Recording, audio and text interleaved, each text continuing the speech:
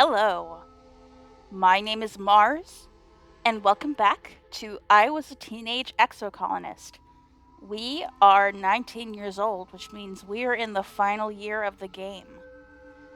It's all leading up to that final attack in Glow, which I'm sure is what was foretold to us in the very first cutscene in the game.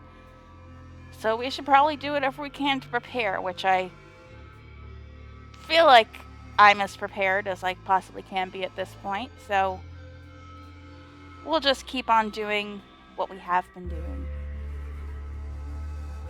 First of all, scouring for collectibles. And then maybe spending some time playing the photophoner. Let's see, I like where we are with Cal and Tang. I would like to romance them still, one of them, but I feel like the ship has sailed.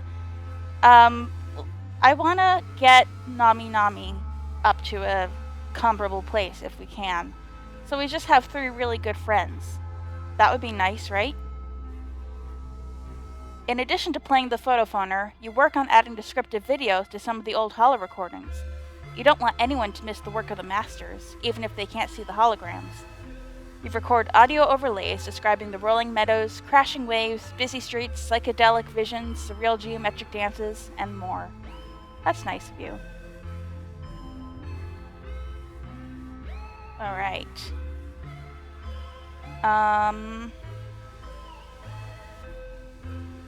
Okay, so this will be good because we do have a lot of blue cards. Okay, that actually, we don't want this one to be next to a yellow one because social cards get +1 here.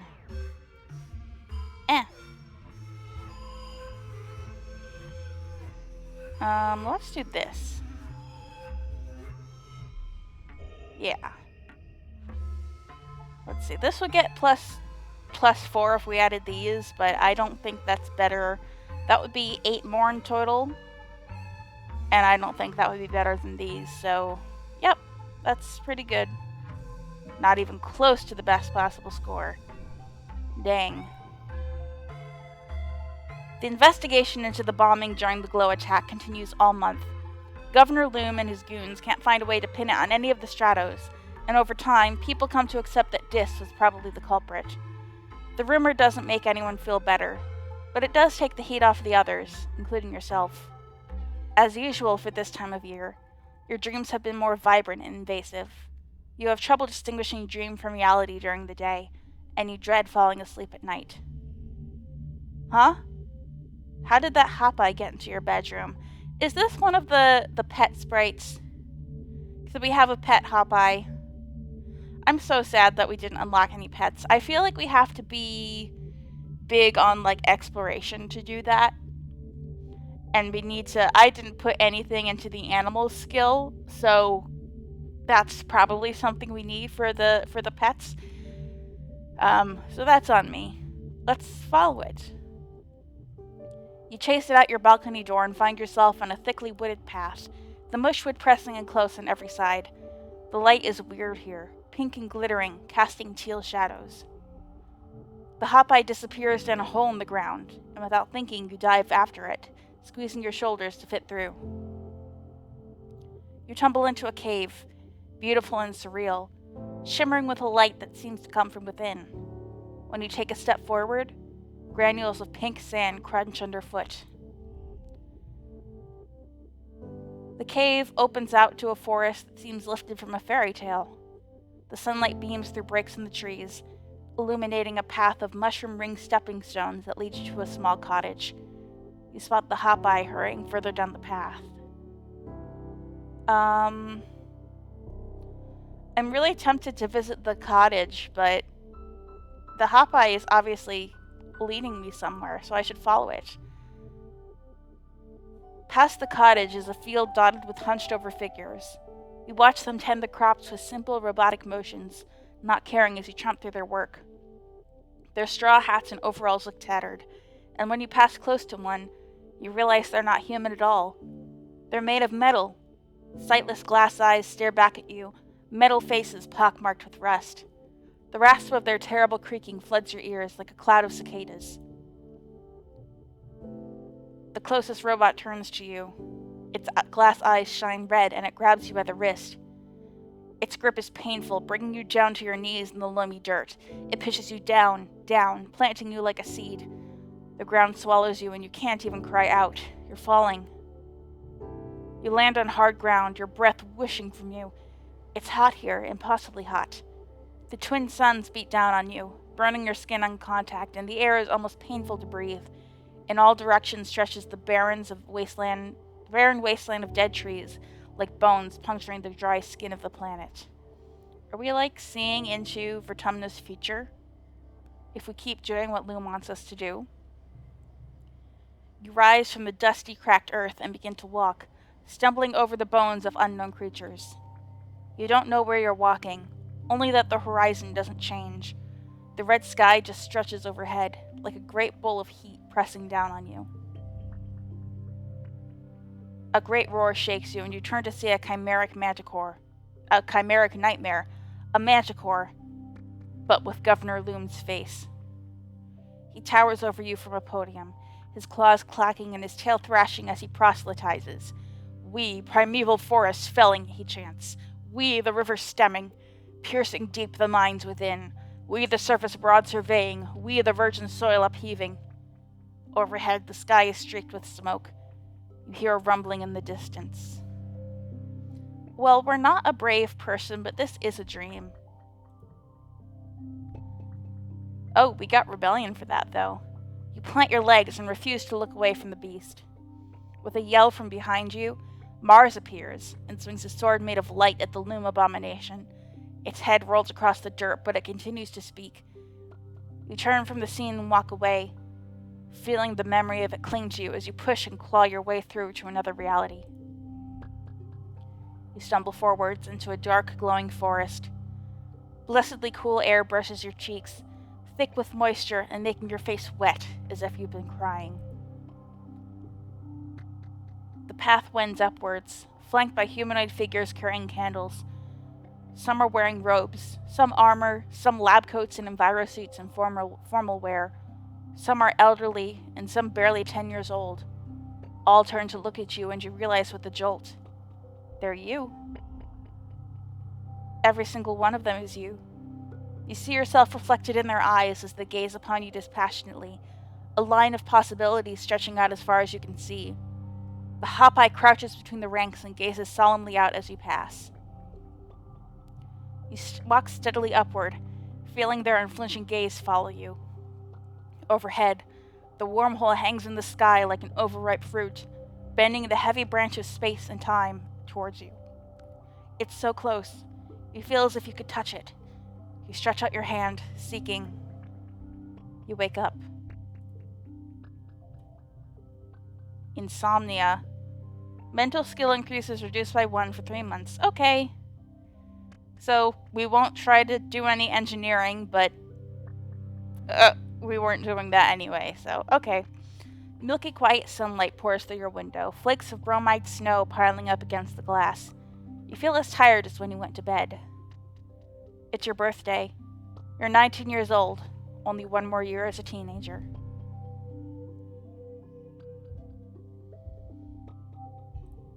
Alright.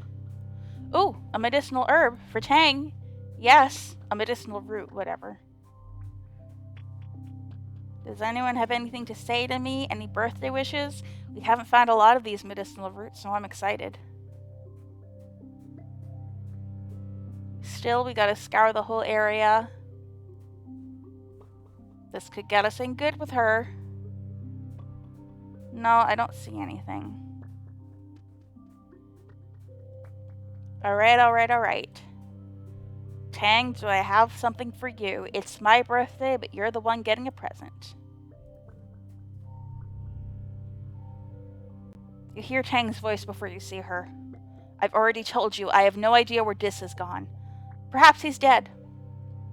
You enter the laboratory and see Tangent talking to someone from command, as Dr. Instance looks on with a concerned look. Tangent is standing her ground. I know it's horrible to say or even to think, but if I say it, will you finally leave me alone? Wherever he is, he's happier for it. Tang catches her eye and excuses herself, making her way over to you. Pretend you need me for something, she whispers, her voice shaking. I would like to be spared from these vultures. Poor Tang. Do you want something to make you feel better?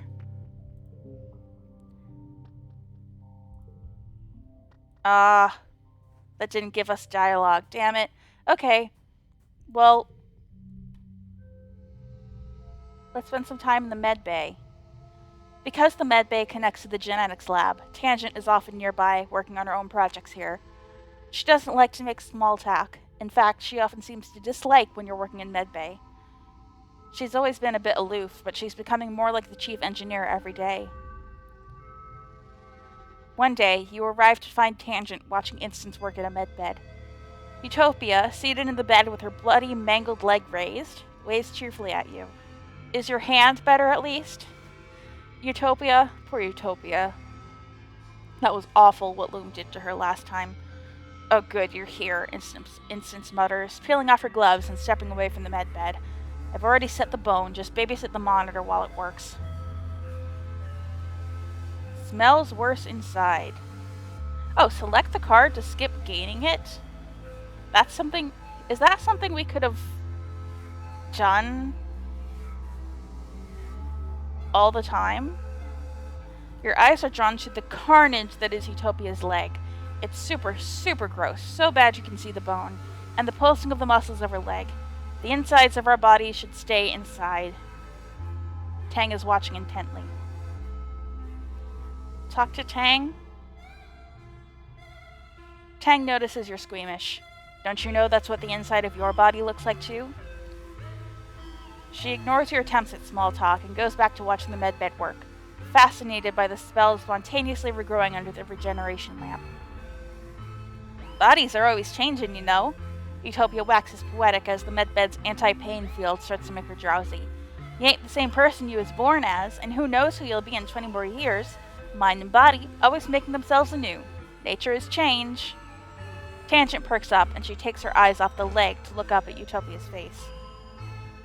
Our bodies are exactly as we want them, Utopia, she says with pride. They didn't match the women we were inside, so we changed them. Oh, is Utopia trans too? That's nice. Nature isn't what changed us. She raises her chin defiantly. Science changed us. Gene tech changed us. And in 20 more years, we'll still be exactly who we want to be, and nobody else. Utopia just chuckles sleepily at this, as her lids droop and she starts to snore. Alright. +1 to mental cards. Alright, we can do a couple of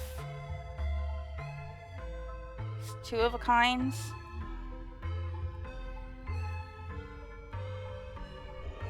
We can make it match exactly, or we could do this. Yeah, that's a little bit better. Hey!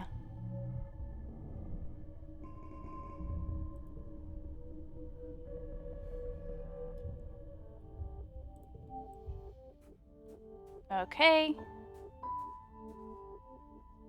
Any collectibles? Anyone want to talk? We spent some time with Tang. We gave her a root. We can farm now, maybe. I'm always so scared I'm missing something. Do we want to, like, forget some memories in the spa? I feel like I want to do that.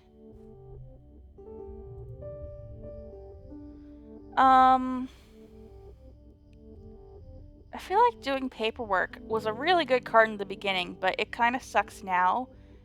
And so does Hopeye Facts. Yeah, it seems kind of stupid to have any 1s or 2s anymore. Even if they do have some benefits. Yeah. Let's just get rid of all our 1s and 2s.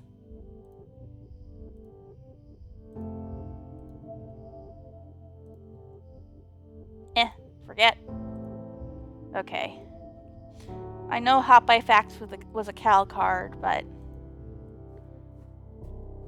So it's sad to get rid of that. But, you know, sometimes we need to clear out our brains to make space for the new. Let's spend some time here.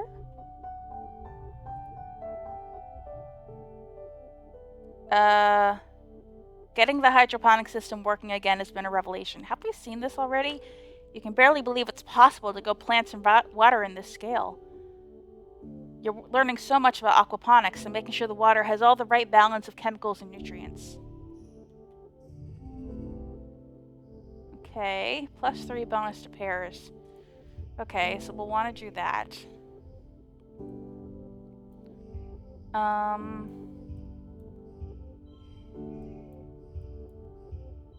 Oh, that's not good enough.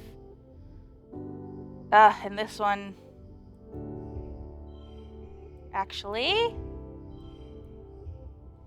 We can make that a bigger pair.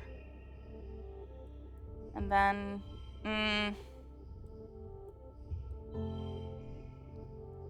If we replace one of these with... Okay, that's slightly better. Not the best possible score.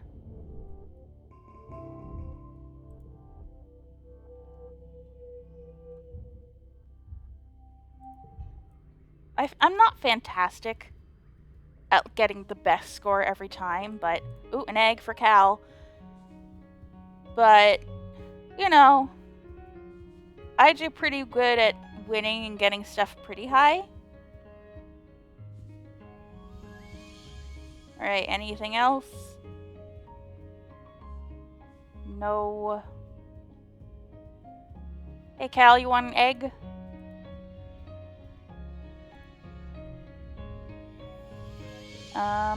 Egg. Yay. Okay. Let's do medbay again.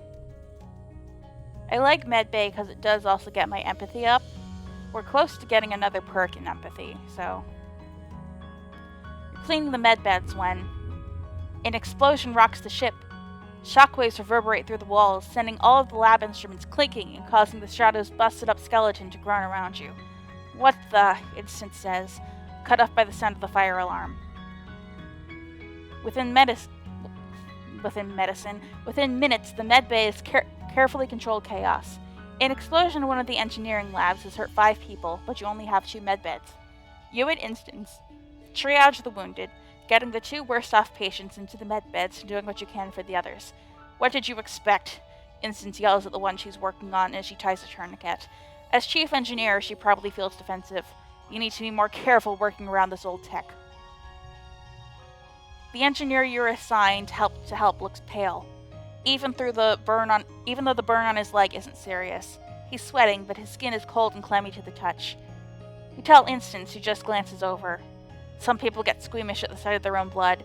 Patch him out and get him out of here. There are more serious wounds that need tending. A stressful event, +10 stress. Okay. Take a closer look at him. We have the empathy for it. As you bandage the engineer's leg, you talk to him. His breath is hitching and he keeps rubbing his shoulder. He's sweating a lot. You ask if he gets nervous around doctors, and he says no, but he feels strange right now and isn't sure why. On a hunch, you scan him with a heart monitor. It immediately beeps. This man is having a heart attack. You bump him to the top of the queue for the med beds and stand back while the bed adjusts his heart rhythm. It detects a narrow artery that could cause a blockage under stress, and asks if you would like to fix it now. You press yes. Wow, easy. Dr. Instance glances at you. Didn't I tell you to discharge? She starts, then looks at the monitor. Ah, she says, momentarily humbled. Good catch, Solana. Alright, 1 card becomes blue. Yeah.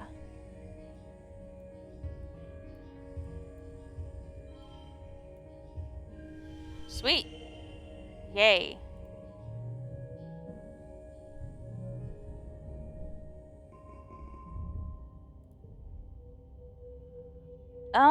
Maybe we should do medbay again. To get this to 75. Actually, no. It would be 75 because of the purple. I don't know exactly what the threshold is for the yellow to give me, you know, a... God, I know I said I wanted to get things all equal with Nami, and then I haven't been focusing on them at all at the start of this episode. I'm so wishy-washy. Don't pay attention to me. Okay.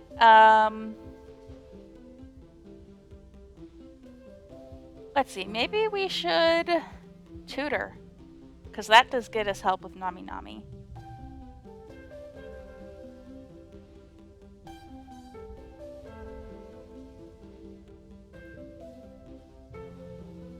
Oh, okay. We got that already. Ah, card becomes wild. 3+ bonus to straights. Okay. Let's see.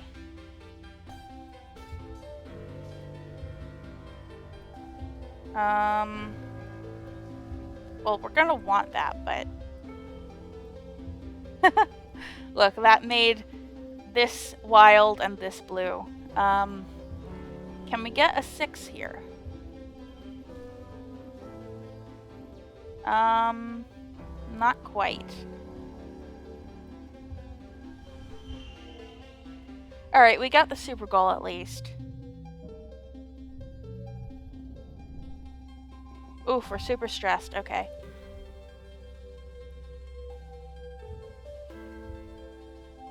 I think that's the first time we've ever gotten a repeat bit of flavor text during one of the non-events, which is good. Alright, we're gonna want to rest. Let's rest in the garden. But first, is there any stuff around? No. Alright, gardens. Or park, whatever. Alright, we're cleaning our parents' memorials. I don't want to get rid of either of those. Yeah.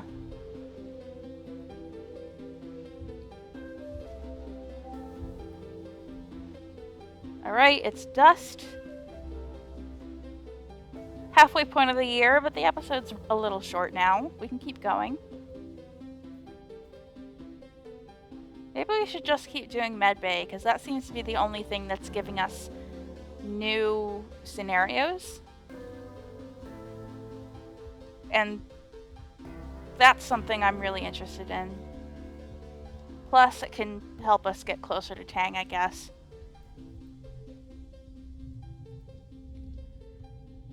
You're working in the med bay when Tang strolls in, heads straight to the medicine cabinet, and pulls out 2 containers. She studies them critically. "Hey, Solana," she says. "What's better for focus, Study Buddy or zingfetamine?" Both of the things she named are pretty strong stimulants, not the kind of thing you're supposed to dispense freely. She's been busy with instants in the lab lately. Maybe she's doing extra schoolwork or something? Why do you need them? "I need them to study," Tangent says defensively. "Not that it's any of your business." You thought she didn't even need to sleep. Why would she need these? Tangent frowns. "To concentrate, okay? I'm pulling all-nighters now, and blep tea makes me jittery after the 4th cup. So are you going to let me have them or not?" "No." You tell her no. Stimulants aren't healthy, and she's too young to be addicted to them. Who even knows what they'll do to her modified sleep cycle? "So what? You're going to tell on me?" she says. "Fine, let's see how that goes." She stomps out in a huff. 10 minutes later, Instance walks coolly in and gets the pills for Tang. She tells you to do your job so she doesn't have to do it for you. Damn it! Tang is so difficult. See, I knew that would lower my friendship with her, but... Ugh. Yeah, I should have just done my job. I thought she was asking for something illegal. So it was like, no, Tang. Absolutely not.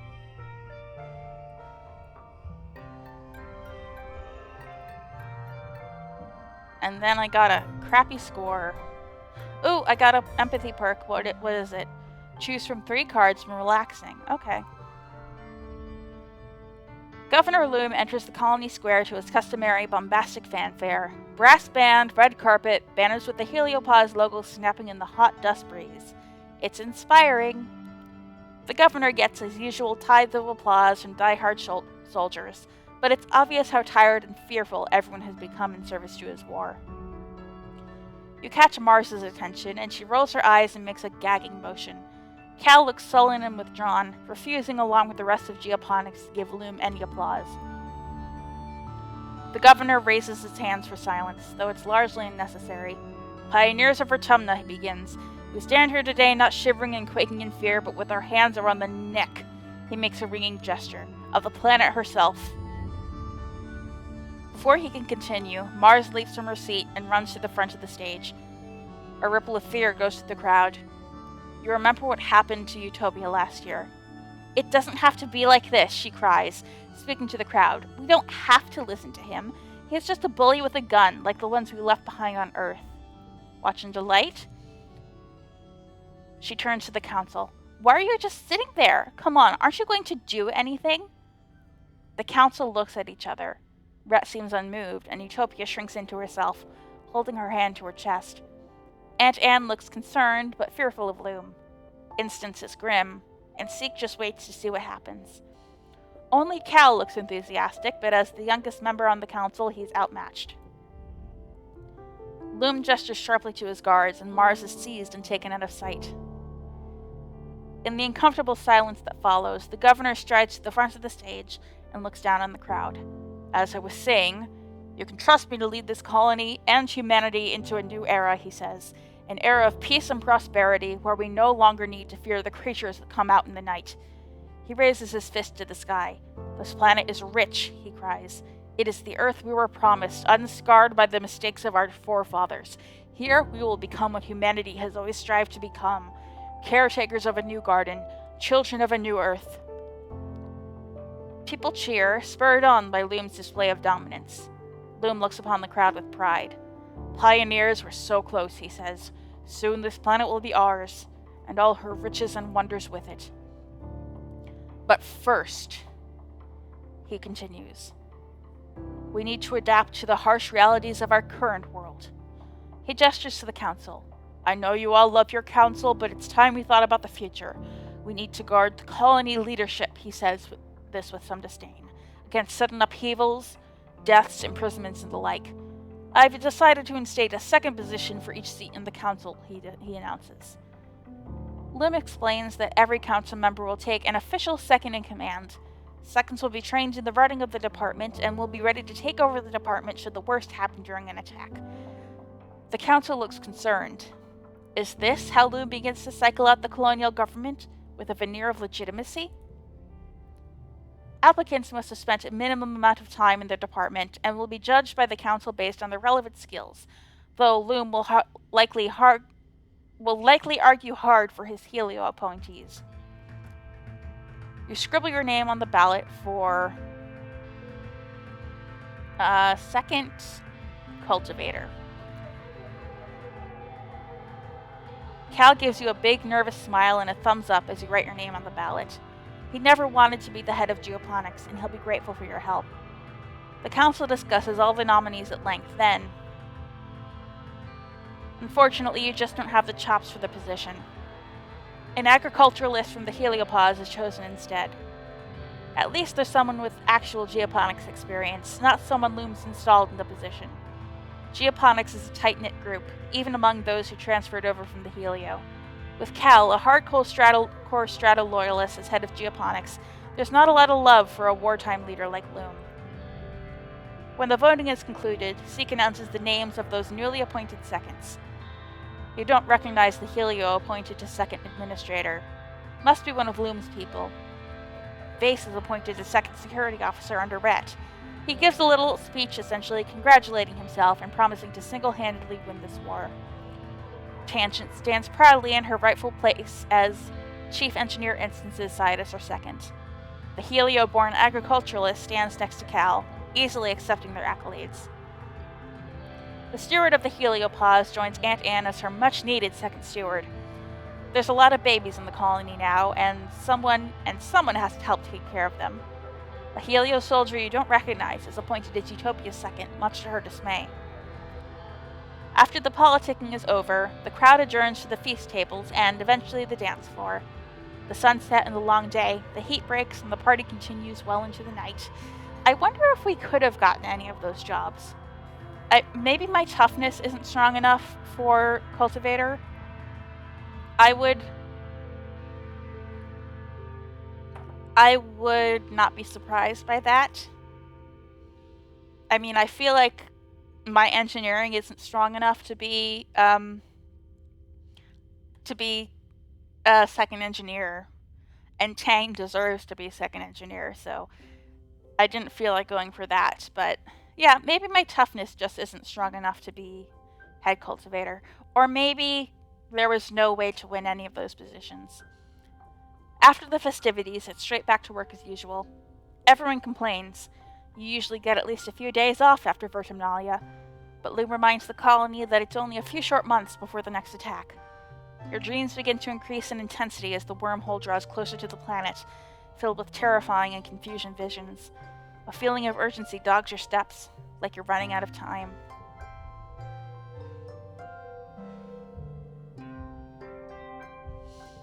Oh boy. Oh, new perk, yep. Improve relaxing. Yeah. Alright. Before I close the episode off, yellow flower. Is that the only collectible we're gonna get? We could just give that to Mars.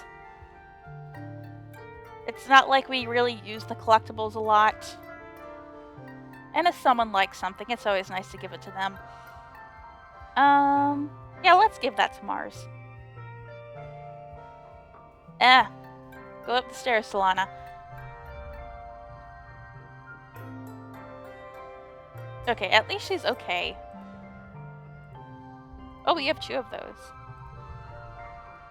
Okay, no dialogue with her. Okay, I guess I'll end the episode here. And I think we'll be wrapping things up next time. I'm nervous. I feel like it's gonna be... I might not get a good ending, I feel like. If I'm not even strong enough in my abilities to get a good job at the end of the day, maybe I'm not strong enough in my abilities to survive whatever's coming for us during Glow, but we'll find out next time. Until then, I have been Mars, and I will be back with more I Was a Teenage Exocolonist.